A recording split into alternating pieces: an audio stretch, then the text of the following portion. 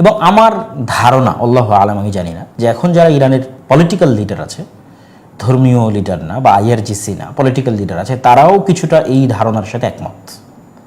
এবং আন্ডার টেবিলে যে কথোপকথন এবং যে যোগাযোগগুলো হয় সেটার মধ্যে অবশ্যই এই আন্ডারস্ট্যান্ডিংটা আছে যে সরাসরি সৌদি যখন ইয়েমেনের হুতিতে আক্রমণ করতেছে হুতিদের, তখন সরাসরি ইরান গিয়ে সৌদি আরবে আক্রমণ করতেছে না, অথবা সৌদি আরব সরাসরি ইরানে গিয়ে আক্রমণ করতেছে না। এই একটা আন্ডারস্ট্যান্ডিং আছে যে ইরানের যে সভরিনিটি এটাকে সাপোর্ট করতেছে, কিন্তু ইরানের যারা প্রক্সি তাদেরকে সাপোর্ট করতেছে না। এইরকম একটা আন্ডারস্ট্যান্ডিং এবং ধারণা পরস্পরের মধ্যে আছে। তো বর্তমান চুক্তিটা আসলে কি জন্য? বর্তমান চুক্তির কোনো উপকার বা কোনো কার্যকারিতা আছে কিনা এবং কি জন্য বর্তমান চুক্তিটা হচ্ছে? বর্তমান চুক্তির যে নাম দেওয়া হয়েছে মক্কা জয়েন্ট ডিফেন্স এগ্রিমেন্ট, এবং যেটা আসলে 2025 সালের 17 সেপ্টেম্বরে সৌদি আরব এবং পাকিস্তানের যে চুক্তি হয়েছিল সেটার একটা এক্সটেন্ডেড ভার্সন, সরাসরি ওই চুক্তি নয়, কিন্তু তার সাথে আরও একটা দেশ যুক্ত হয়ে ত্রিপক্ষীয় একটা চুক্তি। এবং মুসলিম বিশ্বের মধ্যে এটা ফার্স্ট একটা সামরিক চুক্তি, যদি সামরিক চুক্তির দৃষ্টিকোণ থেকে দেখা হয় তাহলে প্রথম। এই চুক্তিটার প্রয়োজন কেন পড়ল? যখন ইরান এবং আমেরিকার মধ্যে যুদ্ধ শুরু হলো, তখন আরব বিশ্বের দেশগুলো যে দীর্ঘদিন গালফ ওয়ারের পরে তথা ইরাকের কুয়েত এবং আক্রমণের পরের যে যুদ্ধের সময়গুলো ছিল, ওই সময় থেকে নিয়ে আজ পর্যন্ত তারা যে আমেরিকার একটা নিরাপত্তা ছায়ার মধ্যে ছিল এবং তাদের যে একটা বিশ্বাস ছিল যে আমেরিকা তাদেরকে যে কোনো রকমের হামলা থেকে রক্ষা করতে পারে এবং বাঁচাতে পারে, ইরান এবং আমেরিকার এই যুদ্ধে তাদের এই ধারণাটা অনেকটাই পাল্টে গেছে। এবং সবচেয়ে বেশি যেটা পরিবর্তন হয়েছে সেটা হচ্ছে আমেরিকার কাছে মোস্ট ইম্পর্টেন্ট হচ্ছে ইসরায়েল, তথা তার সকল সাপোর্ট দিয়ে সে যদি কাউকে প্রথমে বাঁচাতে পারে সেটা ইসরায়েলকে বাঁচাতে চাইবে। এবং ইসরায়েলকে বাঁচাতে গিয়ে যদি আর অন্য কোনো দেশকে সে বাঁচাতে না পারে তাহলে সে বাঁচাবে না। তাহলে তার ইন্টারসেপ্টর তথা উপর থেকে মিসাইল আসলে সেটাকে যে ধ্বংস করবে নিচ থেকে, এটা যদি তার শেষ হয়ে যায়, শর্ট পড়ে, তাহলে আগে সৌদিকে দিবে, আগে কুয়েতকে দিবে, আগে দুবাইকে দিবে, আগে কাতারকে দিবে না, আগে ইসরায়েলকে দিবে, আগে ইসরায়েলকে দিবে। মোটামুটি এই জিনিসটা আরব বিশ্বের সকল দেশের কাছে পরিষ্কার যে আমেরিকার যে নিরাপত্তা ছাতার মধ্যে আমরা আছি, এই নিরাপত্তা ছাতাতে আমাদের 100% স্বার্থ পুরোপুরি রক্ষা হচ্ছে না।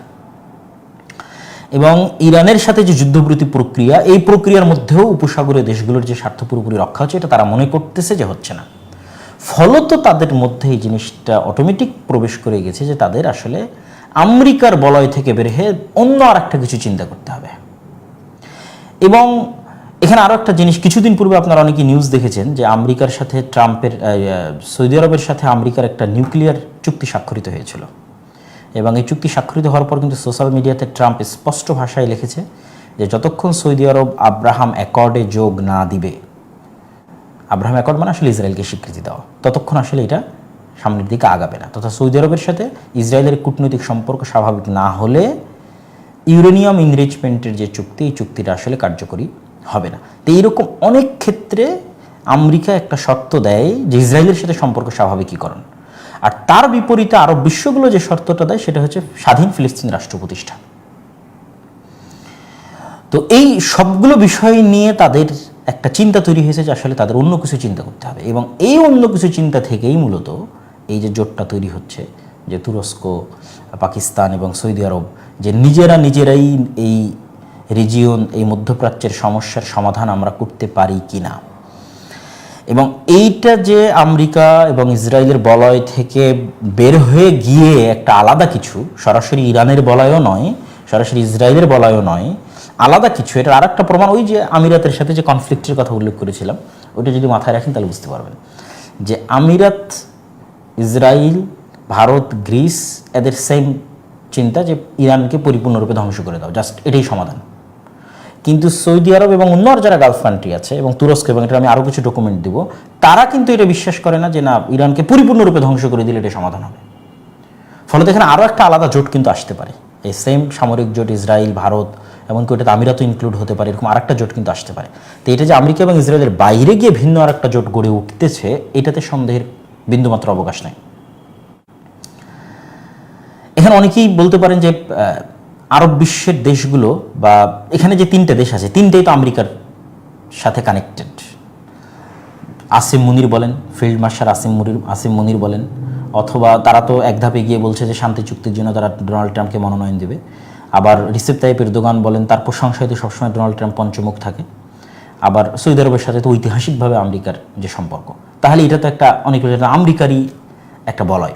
এখানে একটা জিনিস আমি মনে করি, আমি আমার বহু বক্তব্যে বলেছিলাম এবং এখনও বলি যে ইসরায়েলকে আমেরিকা জুলুম করার কারণে যে পরিমাণ না সহযোগিতা করে, তার চেয়ে বেশি সহযোগিতা করে ইসরায়েলকে মাজলুম মনে করে। এবং এই ন্যারেটিভটা ইসরায়েল ইউরোপ এবং আমেরিকায় প্রতিষ্ঠা করতে সাকসেস হয়েছে।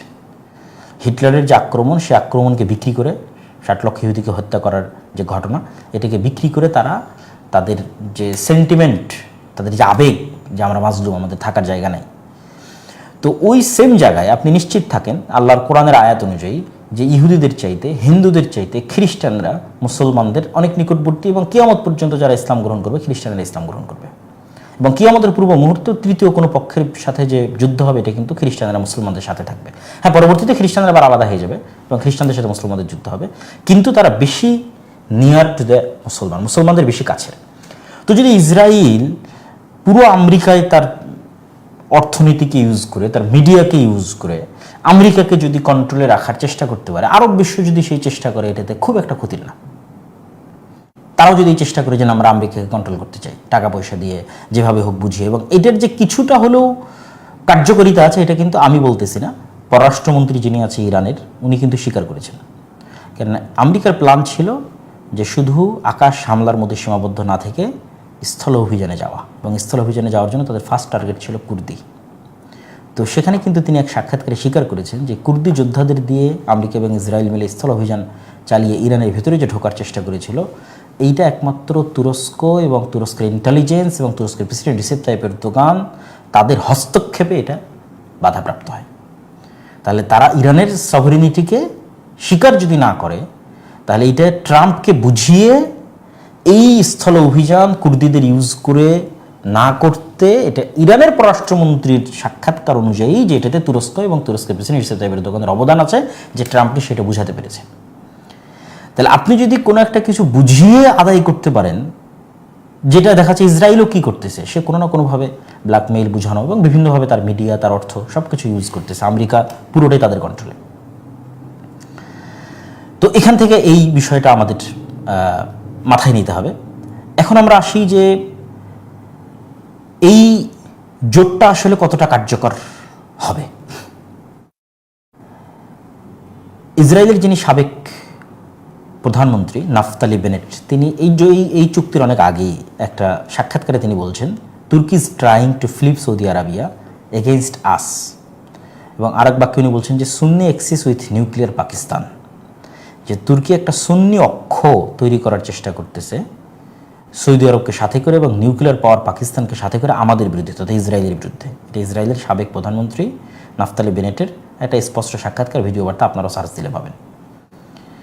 তো এই জোটটার যে ন্যূনতম কার্যকারিতা আছে, এটা কিন্তু ইসরায়েলের সাবেক প্রধানমন্ত্রীর বক্তব্য থেকেই কিছুটা আইডিয়া পাওয়া যায়, কিন্তু অতটাও আশাবাদী হওয়ার মতো কিছু নাই। কি জন্য? যে এখন পর্যন্ত মুসলমানেরা যতগুলো জোট তৈরি করেছে, ওআইসি বলেন, D8 বলেন, GCC বলেন, ওপেক বলেন, কোনোটাই, আরব লীগ বলেন, সেইভাবে আসলে দিন শেষে ফাংশনাল করেনি। আজকে আমি একমত হলাম, কালকে আমার এবং আপনার স্বার্থ মিলল না, আমরা আলাদা হয়ে গেলাম।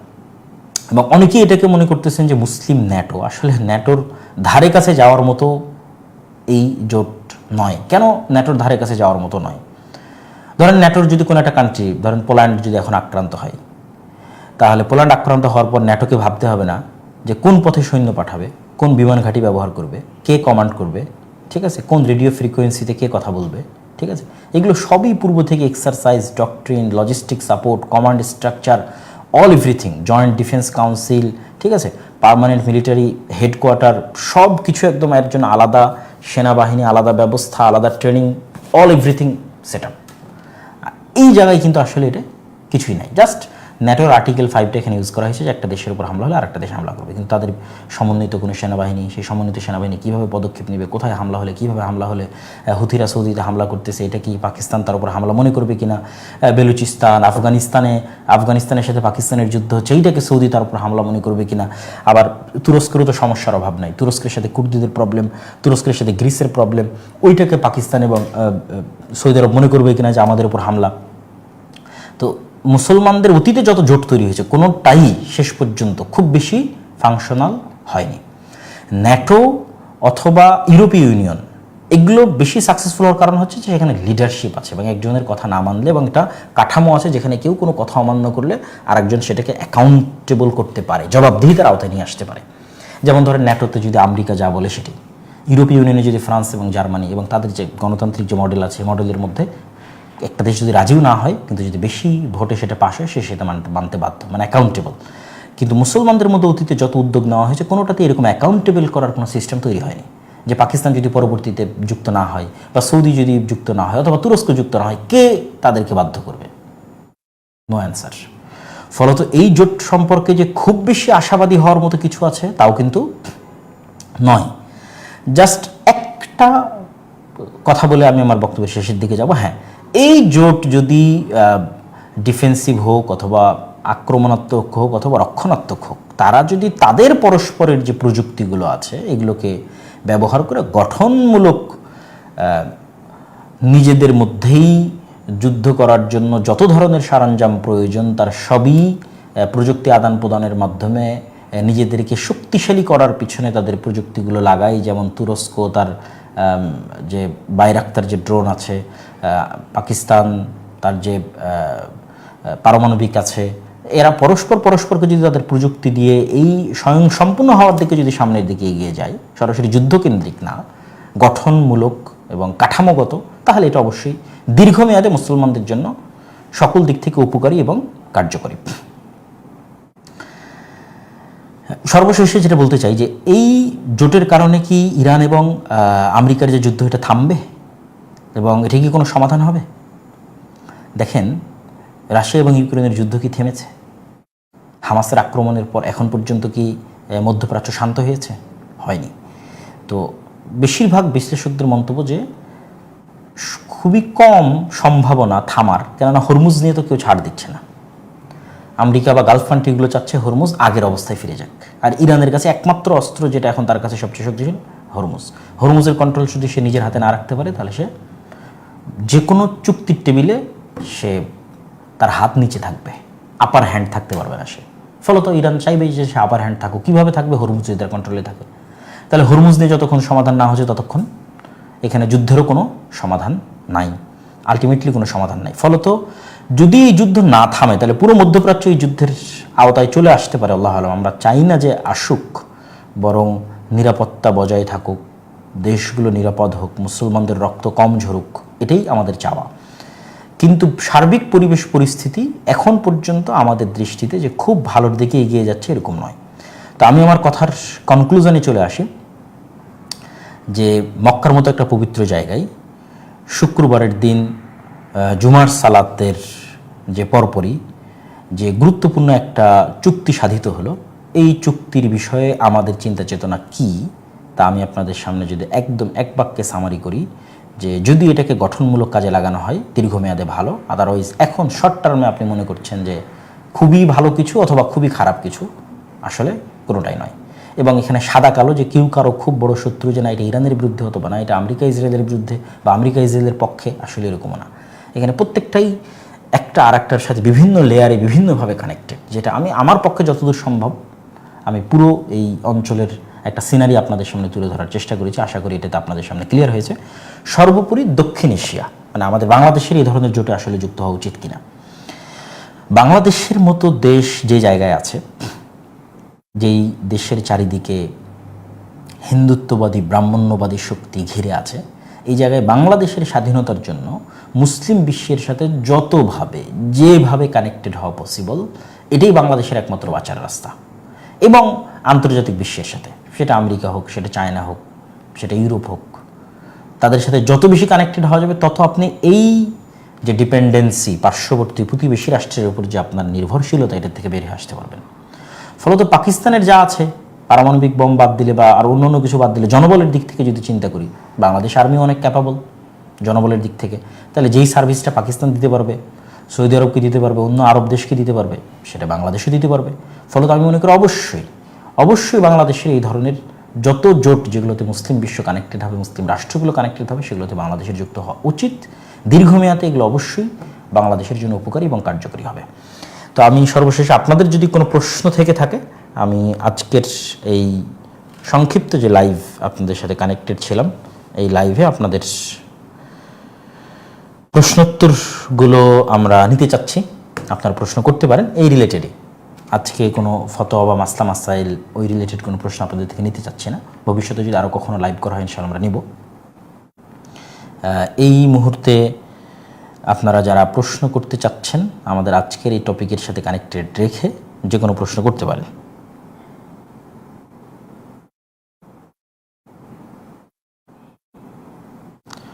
শাম অঞ্চলের জন্য যে দোয়া, সেটা সৌদি আরবের প্রতি কোনো দোষারোপ কিনা, এটা একজন প্রশ্ন করেছেন।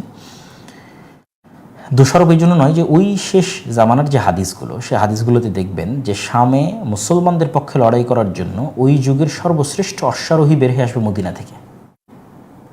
তাহলে মদিনা ইন দ্যাট টাইম, তথা লাস্ট পিরিয়ড তখন মদিনা মুসলমানদের সাথে কানেক্টেড, এবং মুসলমানদের যে জীবন মরণ যুদ্ধ, সেই যুদ্ধের সাথে কানেক্টেড রাসূল সাল্লাল্লাহু আলাইহি ওয়াসাল্লামের হাদিসের ভাষা অনুযায়ী। তো ফলত মক্কা এবং মদিনায় ইসলাম থাকবে এবং সিরিয়া এবং শামে ইসলাম থাকবে, এতে সন্দেহের বিন্দুমাত্র অবকাশ নেই। আর একভাবে বলতে পারেন, মুহাম্মদ সাল্লাল্লাহু আলাইহি ওয়াসাল্লামের দারুল হিজরা এবং ইব্রাহিম আলাইহিস সালামের দারুল হিজরা। ইব্রাহিম আলাইহিস সালামের দারুল হিজরা হচ্ছে শাম, মুহাম্মদ সাল্লাল্লাহু আলাইহি ওয়াসাল্লামের দারুল হিজরা হচ্ছে মদিনা। এই দুই জায়গায় ইসলাম থাকবে কিয়ামত পর্যন্ত। একজন লিখেছেন যে আমাদের দেশে ইসলাম প্রতিষ্ঠা সম্পর্কে কিছু বলবেন। আমার এই টপিকের উপর অনেক লম্বা বক্তব্য আছে, এবং আজকে যে টপিকের উপর আলোচনা করছি, এরকম টপিকের উপর মাসিক আল ইতিসামে নিয়মিত সম্পাদকীয় থাকে। মাসিক আল ইতিসামে সমসাময়িক সকল ইস্যুর উপর প্রতি মাসেই সম্পাদকীয় আছে। যেমন এই মাসের সম্পাদকীয় আছে আপনার পার্বত্য চট্টগ্রাম, বঙ্গোপসাগর এবং আমেরিকা এবং চীনের সাথে যে করিডোরের চুক্তি এবং আমেরিকার সাথে যে বাণিজ্য চুক্তি, সেটা নিয়ে আলোচনা আছে। এবং তার আগের মাসের সম্পাদকীয়তে এইভাবে একটা সম্পাদকীয় আপনি পাবেন, নির্বাচন কেন্দ্রিক 2টা সম্পাদকীয় গেছিলো মাসিক আল ইতিসামে, অথবা ইতিসাম লেখে ইংরেজিতে সার্চ দিলেও আপনি পাবেন। তো সেখানেও বিস্তারিত আলোচনা করা আছে যে আসলে আমাদের রোডম্যাপটা কী হওয়া উচিত, এবং আমি বহু বক্তব্য বলেছি। এটা না ভিন্ন আরেকদিন টপিকে যদি আবারও কোনো দিন কথা বলার সুযোগ হয় বলবো ইনশাল্লাহ। ইরান এবং আরব এক হওয়ার সম্ভাবনা আছে কিনা, খুবই চমৎকার প্রশ্ন করেছেন। আসলে আদর্শিক দ্বন্দ্ব যেখানে থাকে, সেখানে ফাইনাল একত্রিত হওয়া খুব কঠিন। তথা যতক্ষণ ইরান শিয়া আদর্শের উপর এবং যতক্ষণ সৌদি আরব সুন্নি আদর্শের উপর, ততক্ষণ একদম হৃদয়ে হৃদয়ে এবং অন্তরে অন্তরে মিল, এটা হওয়া খুব কঠিন। এই যে এখন যেই লেভেল আছে, এই লেভেলের আরেকটু বাড়তে পারে। যেমন এখনও তো এত ভয়ঙ্কর সিচুয়েশনের মধ্যেও তো ইরানও সরাসরি ক্লেম করেনি যে সে সৌদির বিরুদ্ধে ডাইরেক্ট কোনো অ্যাকশানে যাচ্ছে। হয়তো ছোটোখাটো বিভিন্ন আক্রমণ হয়েছে, কিন্তু সৌদিও কিন্তু ক্লেম করেনি যে সে ইরানে সরাসরি কোনো হামলায় যাচ্ছে। তো এই যে একটা আন্ডারস্ট্যান্ডিং লেভেল, এটার হয়তো আরও বেটার পজিশন আসতে পারে। কিন্তু যেটা আপনারা চিন্তা করতেছেন যে একদম এটা আদর্শিক যে মতবিরোধ, এই মতবিরোধের কারণে এটা এক প্রকার অসম্ভব। এবং এখানে আসলে অনেক রক্তের দাগ আছে। এখানে সিরিয়াতে রক্তের দাগ আছে, ইরাকে রক্তের দাগ আছে, ইয়েমেনে রক্তের দাগ আছে। এত রক্তের দাগ নিয়ে বরং এটা বাড়তে পারে, দ্বন্দ্বটাই বাড়তে পারে, কনফ্লিক্টই বাড়তে পারে। সমাধান হওয়ার সম্ভাবনা তো বহু দূরের কথা, কনফ্লিক্টই ইন ফিউচারে বাড়তে পারে। দেখা যাচ্ছে যে আমেরিকা যদি এখান থেকে সরে যায়, ইসরায়েল যদি এখান থেকে সরে যায়, তাহলে কার সাথে যুদ্ধ হবে? ইরান আর আরবই যুদ্ধ হবে 100%। এখন ইসরায়েল আছে, তাই একটা থার্ড পার্টির সাথে মানে 3টা অঞ্চলে যুদ্ধ হচ্ছে, ইরান, ইসরায়েল, আরব, মানে ত্রিমুখী সংঘর্ষ। আর দেখা যাচ্ছে আমেরিকা সবার সাথে লিয়াজু করে এটাকে ঠান্ডা রাখার এবং এটা সমাধান করার চেষ্টা করছে, এরকম একটা সিচুয়েশন।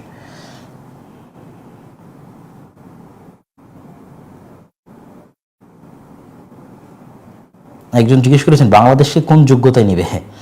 না বাংলাদেশের কোনো শক্তি আছে, না বাংলাদেশের কোনো প্রতিরক্ষা আছে। বাংলাদেশের যেটা সবচেয়ে বড় যোগ্যতা, সেটা হচ্ছে বাংলাদেশের জনবল, যেটা আর অনেকেরই নাই। রাশিয়াতে বাংলাদেশ থেকে মানুষকে যুদ্ধ করতেছে কেন? রাশিয়ার কি দরকার? বাংলাদেশের কি আছে? রাশিয়ার জনবল নাই, বাংলাদেশের জনবল আছে। বাংলাদেশের মানুষকে ট্রেনিং দিলে যুদ্ধ করতে পারবে, ড্রোন উড়াইতে পারবে, মারতে পারবে, গুলি করতে পারবে। তো জনবল পৃথিবীর সবচেয়ে বড় সম্পদ। তো আপনি রাশিয়াকে চিন্তা করেন যে সেখানে কি পরিমাণ বাংলাদেশিরা যুদ্ধ করছে এবং প্রতিনিয়ত যাচ্ছে, ঠিক আছে? তো ওই সেম জিনিসটা চিন্তা করেন যে জনবলের দরকার, পুরো বিশ্বের জনবলের দরকার যুদ্ধের জন্য। এই জনবল সাপোর্ট দিতে পারবে বাংলাদেশ। এই জোটে মিশর, আলজেরিয়া, ইন্দোনেশিয়া অংশগ্রহণ করে মুসলিমরা। দেখেন মিশর অলরেডি একটা আন্ডারস্ট্যান্ডিংয়ের মধ্যেই আছে। মিশর অলরেডি একটা আন্ডারস্ট্যান্ডিংয়ের মধ্যেই আছে। সে হয়তো পরবর্তী যে কান্ট্রিগুলো এই জোটের অন্তর্ভুক্ত হবে, দেখা যাবে সবার আগে হয়তো মিশর অন্তর্ভুক্ত হবে। আমার ধারণা আর কি, যে পরবর্তীতে যারা অন্তর্ভুক্ত হবে তার মধ্যে সবার আগে মিশরই থাকতে পারে।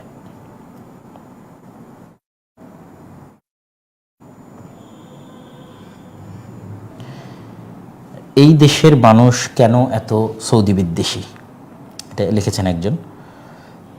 আসলে আমাদের দেশের মানুষ প্রথমত একটু আবেগপ্রবণ এবং দিনকে ভালোবাসে। তো তারা চায় যে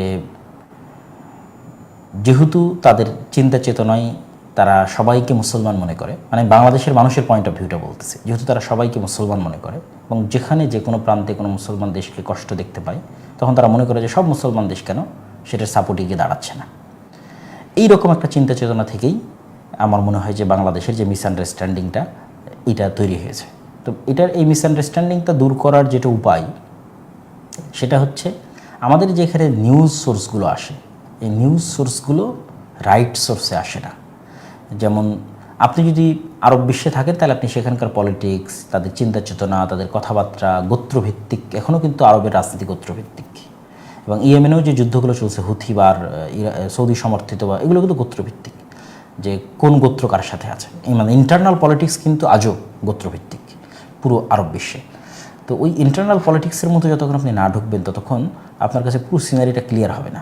তো এই ইন্টারনাল পলিটিক্সের মধ্যে যেহেতু আমরা ঢুকি না এবং আমরা যেহেতু দূর থেকে একটা, এবং মিডিয়া যেভাবে দেখায় সেটাই আমরা চিন্তা করি, এবং যেহেতু আমরা একটু আবেগপ্রবণ এবং দিনকে ভালোবাসি, ফলত ওই আবেগ এবং দিনকে রং চড়িয়ে লাগিয়ে যদি অনেক কিছু বোঝানো হয় এবং করা হয় তাহলে সেটাই মানুষের কাছে। তবে আমাদের এটা মনে রাখতে হবে যে এখানে কেউই দুধে ধোয়া তুলসী পাতা নয়, যে আমরা কারোরও বিষয়ে খুব বেশি বাড়াবাড়ি প্রশংসা করব। ইরানের জন্য খুব বেশি বাড়াবাড়ি প্রশংসা করব, তুরস্কের জন্য করব, আর অন্য কোনো দেশের জন্য করব, এটা কখনোই একজন আলেমের শানে অথবা এটা কখনোই একজন বুদ্ধিমান মানুষের শানে পসিবল নয়। কী জন্য? খোলাফায়ে রাশিদিনের পর থেকে না আজ পর্যন্ত কেউই শতভাগ সৎ, ওমর ইবনে আব্দুল আজিজ বাদে শতভাগ সৎ শাসক এসেছে, কোনো জুলুম করেনি, কোনো অন্যায় করেনি, এটা না। কিন্তু শাসকের জন্য দোয়া করতে হবে যে আল্লাহ আমাদের শাসকদেরকে যেন যেটা আল্লাহর দিনের জন্য কল্যাণকর, মুসলমানদের জন্য কল্যাণকর, সেটা যেন করার তৌফিক দেয়। এবং রাষ্ট্রের গুরুত্বটা বুঝতে হবে। রাষ্ট্র থাকার গুরুত্বটা কি? আপনি লিবিয়াতে যান, জীবনের নিরাপত্তা কি? আর মোহাম্মদ গাদ্দাফি যখন ছিল তখন জীবনের নিরাপত্তা কি? জাস্ট একটা কান্ট্রি ভিজিট করেন, লিবিয়া, তাহলে আপনি বুঝবেন যে রাষ্ট্রের গুরুত্বটা কোথায়। এবং আহমাদ আশ-শারার যে পলিসি, যিনি এখন বর্তমান সিরিয়ার যিনি প্রেসিডেন্ট, তার পলিসি আমার কাছে ব্যক্তিগতভাবে খুবই পছন্দনীয়। যে সে একটা ভিন্ন ব্যাকগ্রাউন্ড থেকে এসেও যেভাবে সবার সাথে লিয়াজু করে, সবার সাথে আন্ডারস্ট্যান্ডিং করে পুরো সিরিয়াকে একত্রিত করার চেষ্টা করছে।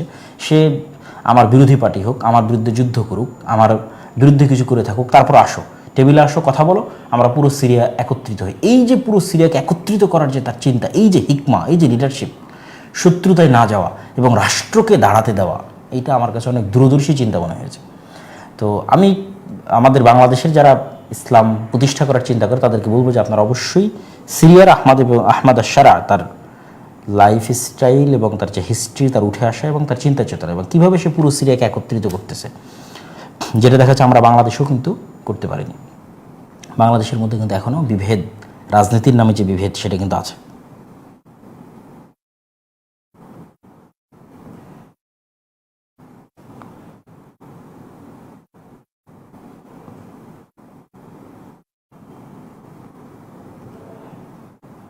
জি, মোটামুটি আমরা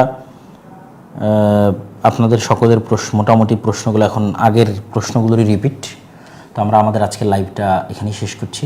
আশা করি আবারও ভবিষ্যতে কোনো লাইভে আপনাদের সাথে দেখা হবে এবং আল্লাহ সুবহানাহু ওয়া তাআলা আমাদের সত্য বলার, সত্য জানার এবং মুসলিম উম্মার মধ্যে ভ্রাতৃত্ব বাড়ানোর এবং মুসলিম উম্মার যারা নেতা আছে তাদেরকে সঠিক সিদ্ধান্ত নেওয়ার তৌফিক দান করুন, মুসলিম রাষ্ট্রগুলোকে শক্তিশালী করুন, নিজের পায়ে দাঁড়ানোর তৌফিক দান করুন। অন্যের উপর নির্ভরশীল না থেকে যদি নিজের পায়ে দাঁড়ানোর উদ্যোগ দ্বারা নিয়ে থাকে তাহলে এই উদ্যোগে আল্লাহ বরকত দিক এবং মুসলিম রাষ্ট্রগুলো যে প্রযুক্তি আছে, জ্ঞান বিজ্ঞান এবং প্রযুক্তি, ড্রোন হোক, টেকনোলজি হোক, ঠিক আছে, সকল কিছুতে, সমুদ্রে আকাশে তারা উন্নত হোক, এটাই আমরা চাই এবং এটাই আমরা কামনা করি। এবং তার সাথে সাথে আমাদের বাংলাদেশও এগুলোর সাথে যুক্ত হোক এবং এগুলো থেকে উপকার নিক এবং এক দেশ নির্ভরতা থেকে বাংলাদেশ বের হয়ে আসুক। আল্লাহুম্মা আমিন। আসসালামু আলাইকুম ওয়া রাহমাতুল্লাহি ওয়া বারাকাতুহু।